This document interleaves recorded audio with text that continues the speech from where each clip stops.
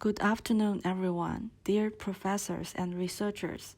Thank you for your time on my presentation. Today, I would like to talk about the engineering properties of strain-hardening geopolymer composites reinforced with hybrid polyvinyl alcohol and recycled tire steel fibers. This presentation mainly have 4 parts, including research background, experimental program, results and discussion, and conclusions. Let's start from the research background. Strain-hardening cementitious composite is featured by superior ductility and tensile strain capacity with a typical range of 2 to 5% against 0.01% of conventional concrete. However, the major drawback of SHCC is the low sustainability owing to the tremendous amount of carbon emission during the fabrication of cement, which accounts for approximately 8% of global carbon emission.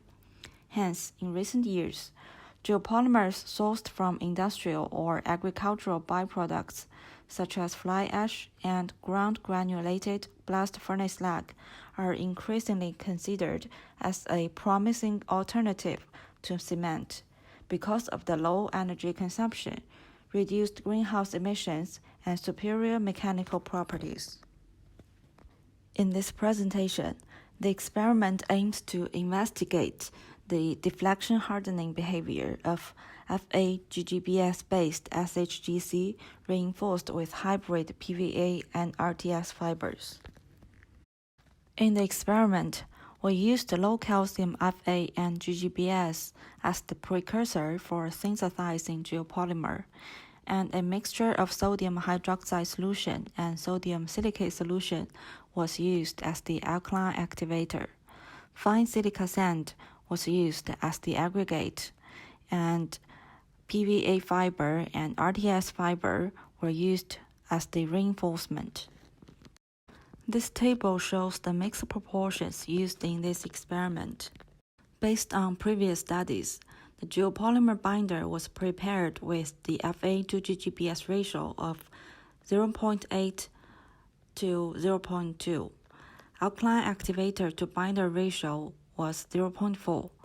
Fine silica sand to binder ratio was 0.2, and a superplasticizer to binder ratio was 0.01.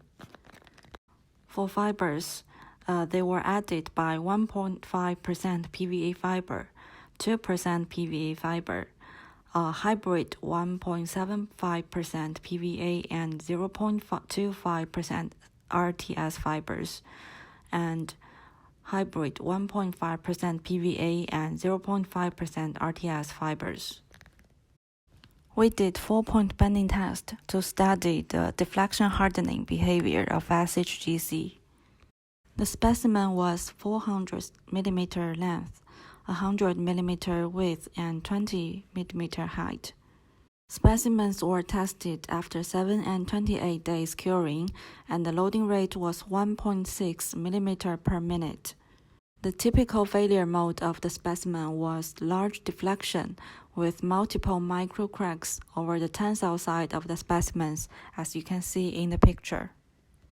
This figure shows the stress deflection curves of SHGC specimens at 7 and 28 days under 4-point bending. As you can see, all specimens showed deflection hardening behavior.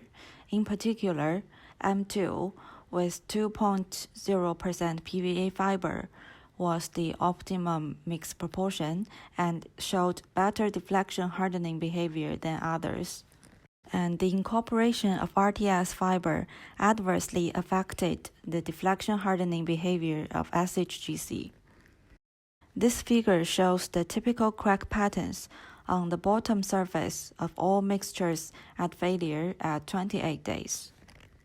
All cracks were captured right after the test terminated to avoid difficulties of tracing the cracks due to the closure of some micro cracks when the load was removed.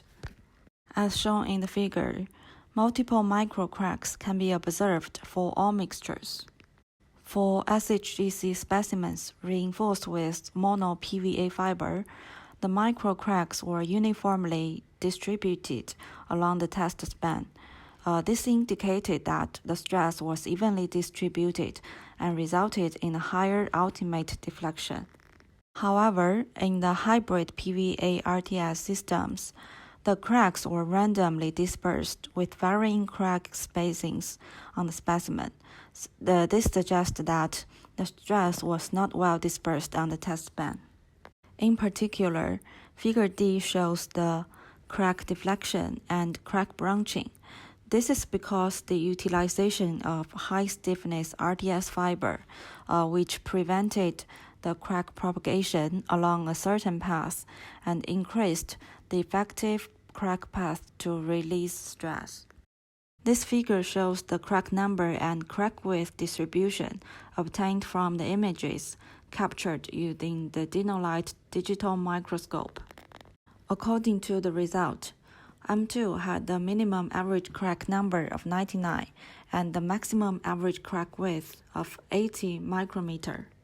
When the PVA fiber was partially replaced by RTS fiber with the content of 0.25 volume percent and 0.5 volume percent, the crack number of SHGC specimens was increased by 47% and 41.6% respectively, while the average crack width was significantly reduced by 62.7% and 73% respectively. In M1, M2, M3, and M4, about 81.1%, 40.6%, 92.2%, and 96% cracks had a crack width of less than 60 micrometer.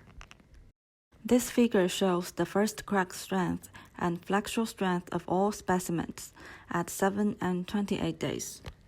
As the PVA fiber content increased from 1.5 volume percent to 2.0 volume percent, the flexural strength of SHGC at 7 and 28 days was increased by 37.5% and 40.72% respectively. However, the addition of 0.5% RTS fiber in M1 had a negligible effect on flexural strength. For hybrid replacement series, the replacement of PVA fiber by RTS fiber led to a pronounced decrease of flexural strength. At 28 day, when 0.25 volume percent and 0.5% PVA fiber was replaced with RTS fiber, the flexural strength of specimens was reduced by 21.87% and 23.81%.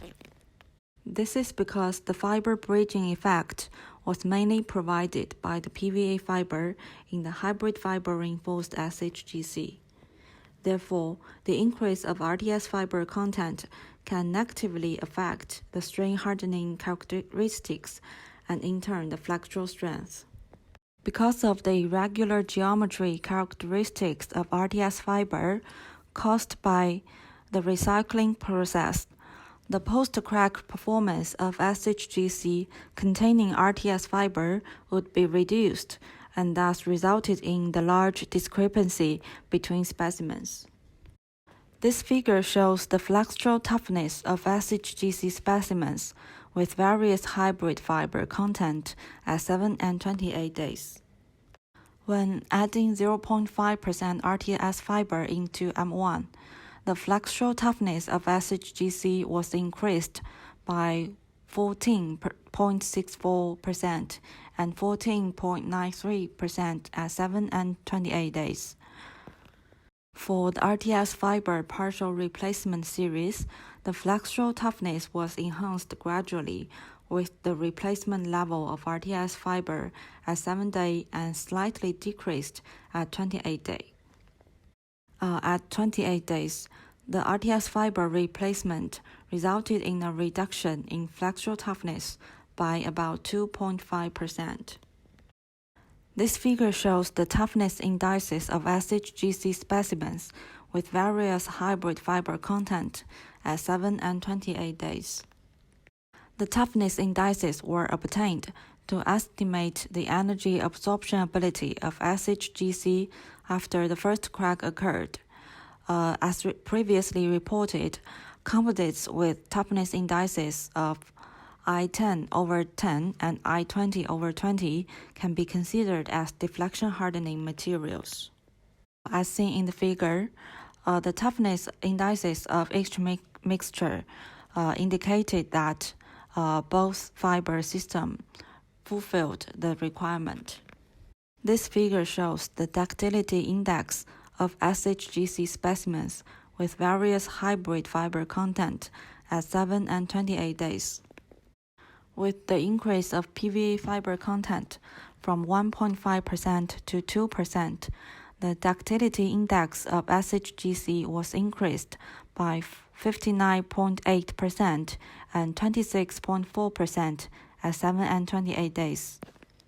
The addition of RTS fiber by 0.5% led to a reduction of ductility index by 38.3% and 33.8% at 7 and 28 days.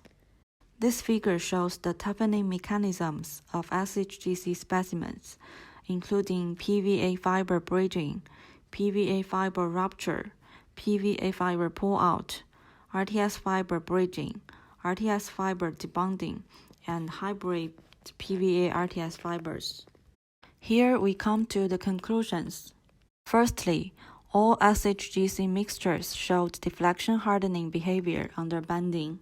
The mono PVA fiber reinforced SHGC had a high ductility with uniformly distributed microcracks, about 81.1% and 40.6% of which had a width of smaller than 60 micrometer for SHGC with 1.5% and 2% PVA fiber. The ductility and crack width were reduced with the inclusion of RDS fiber.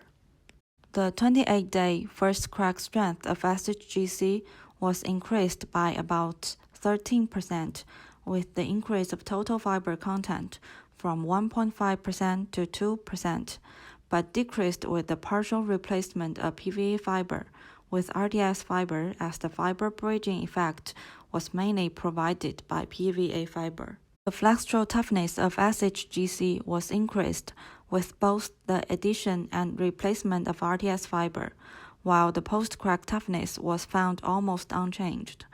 The increase of PVA fiber content improved the post-crack toughness of SHGC as a result of the fiber bridging effect. That's all for the presentation, and thank you for your attention.